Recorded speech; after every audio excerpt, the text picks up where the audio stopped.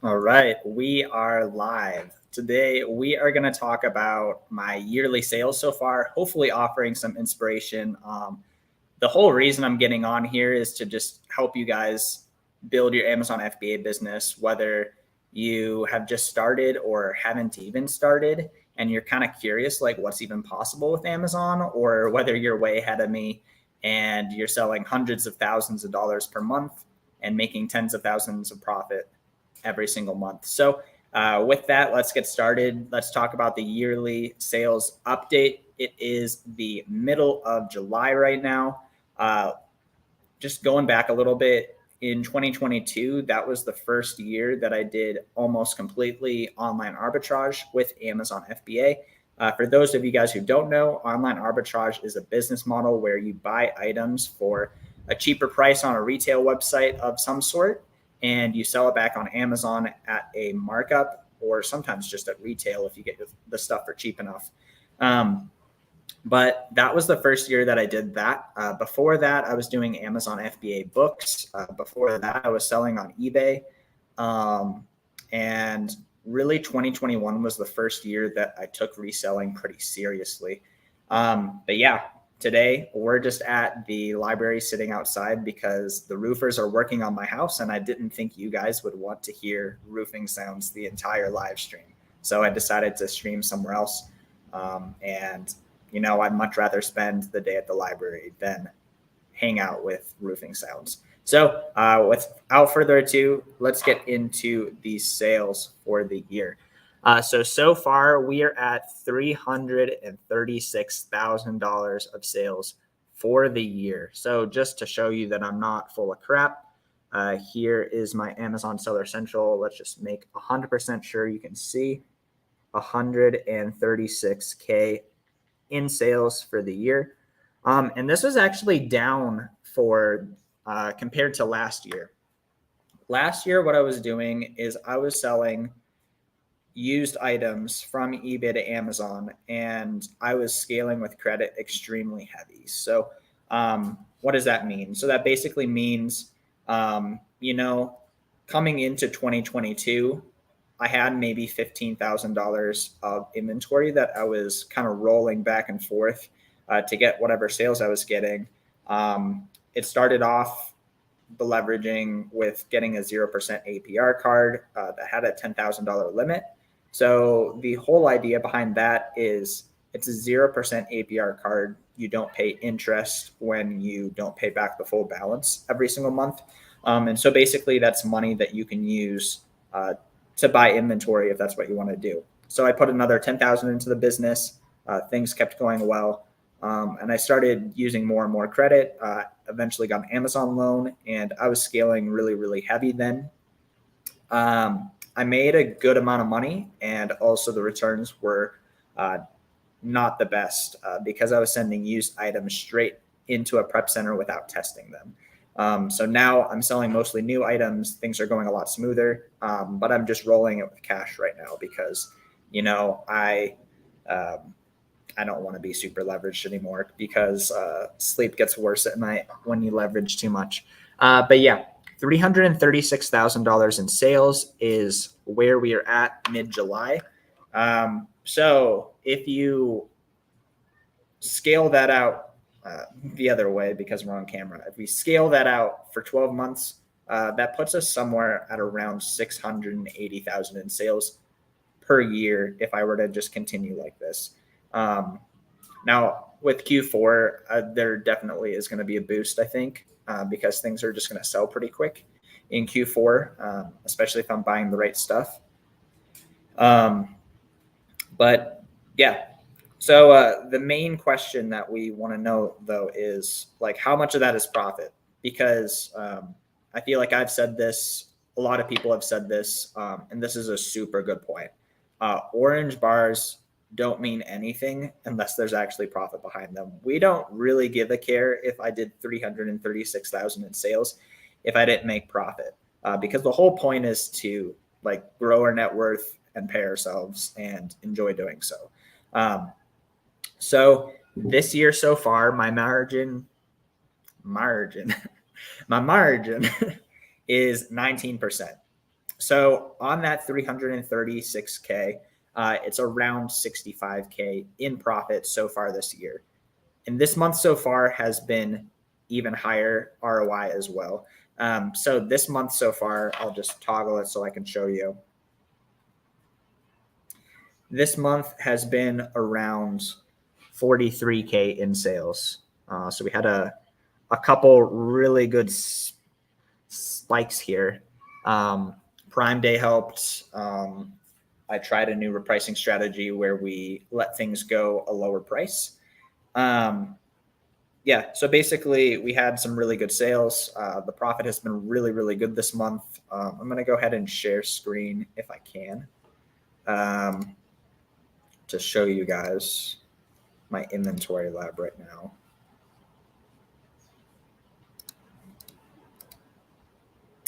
All right, we're sharing screen. So this is my inventory lab profit and loss. This was last updated July 14th. So it's only showing 34K in sales because it hasn't updated. So I just kind of extrapolated. Is that how you say it? The numbers for what the profit would be if it was updated right now based on the 43K in sales. So it's showing $11,731 in profit as of the 14th. So if we take the same margin, that's going to be around $14,000 in profit so far as of the 17th of July, which is, I think that's going to be my best month so far. Now, there is going to be $3,500 of extra costs that will be subtracted from that. So just about every single month, there are things that I have to pay for here. Like, for example, I have a virtual assistant who does some sourcing for me. She does a great job. So I pay her. I also have an editor who edits my content. So I'm paying him. I also work with the prep center. And so I have to pay them. I also have all my softwares. I also have inventory that gets lost and broken, and a bunch of other little miscellaneous costs that do end up costing around $3,500 a month. So that's why, like, you know, like in my head, I could just be like, okay, like $14,000 profit. That's a ton of money. Like, like why go for more, you know? But like, there's $3,500 of costs every single month. So if I can go above and beyond that, that's just going to make it all the better and all the more profitable and potentially bigger margin as well. In the chat, we got Christiana. Let's go. Good to see you, Christiana. What's up? So yeah, so far the year, it's been 335K in sales. As far as the business model that I'm doing, so the main thing that I'm doing is eBay to Amazon. So on eBay, there's a lot of people who they basically have goods that they are wanting to liquidate. They just want money for their products. Some people, they charge what they should be charging for the products, and some people they just don't. And then combined with the fact that eBay has less traffic than Amazon makes it a really good situation for buying things for under retail and selling them for retail, or in some situations where it's more of a in-demand product with not enough supply, it'll be above retail, sometimes way above retail. There's definitely products where, you know, like it's been in stock Amazon for years and years and years at, let's say, $40, and then, you know, supply just kind of like plummets, and suddenly like whatever's left on Amazon just keeps going up this way, up and up and up and up and up, and suddenly it's like $120 or $150, and people are selling it all day for $50 on eBay. So that's a big part of my business model. In the last several months, we've been extremely focused on raising our ROI. So I saw a reel by Cody Does Amazon recently, basically outlining his business plan. It was kind of a funny post, super simple, but I mean, that's just kind of what it is. The business model is basically spend all my money on profitable inventory and then spend the rest of my time on building the business systems and everything else in the business while I'm waiting for more money to spend on inventory, and then rinse and repeat. So that's basically what I've been doing, except while I'm in step 2 where I don't have money, I'm purposely working on building systems where I can raise my ROI even higher, so that when I have money, I can purchase items that are still going to sell in the same amount of time, but for a higher ROI. So instead of just sending in 40% ROI products and then like running out of money and being like, well, what do I do for a week until I have more money? During that week where I have no money, I'm going to look for products that can sell for 60, 70, 80, 90, 100% ROI instead of just buying 40% ROI again and then running out of money. Because the cash flow cycle in Amazon FBA is buy an item, it gets sent to the prep center or your house. Depending on your prep center or how fast you prep your stuff, maybe it's 2-3 days, maybe it's a week or two until it gets sent to Amazon. On the way to Amazon, sometimes stuff sells, but it could take up to 3 weeks to go active and ready for customers to purchase in your store. So already we have a week, potentially another week, and then potentially 3 more weeks until it's even active. So let's say you're buying inventory that's going to sell within a month, and it sells within that month. That's 9 weeks total. And then there's 2 weeks where Amazon holds your payout, and then they send you your payout. So if all of that goes like that, it's around an 11-week cycle of your money. And that doesn't account for times where your inventory does sell slower than you think. But then sometimes, like I had something happen. I went to a thrift store and I purchased an item for $16 and it was super discontinued. Nobody had any.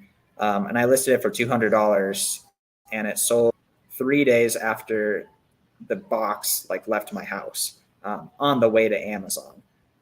And so like there are some exceptions to the rule where it's not going to be an 11-week money cycle. But the whole point of that is like, if it's going to be an 11-week money cycle, you don't want to just settle for really low ROI. Even if you know, I had an alarm going. You don't want to just settle for a super low ROI if you're able to go for a higher ROI, because like the money cycle matters. Like you can only do so many of those cycles per year unless you're doing FBM or eBay.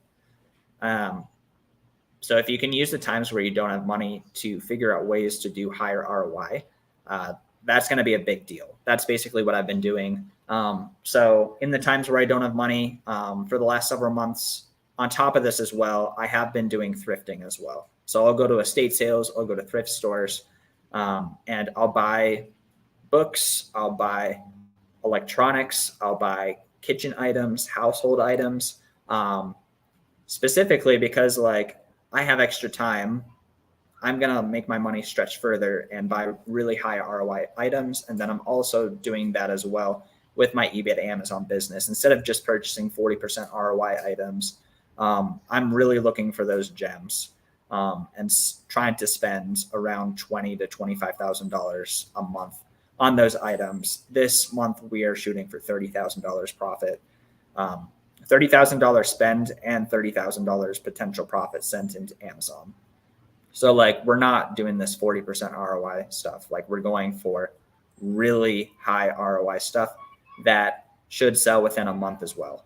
So that's basically the whole business model. That is my yearly sales update, 336K in sales the beginning of this year. Hopefully we continue to do around the same, unless something goes super wrong, we probably will. But with Amazon, you never know. If you guys have any questions, definitely do let me know.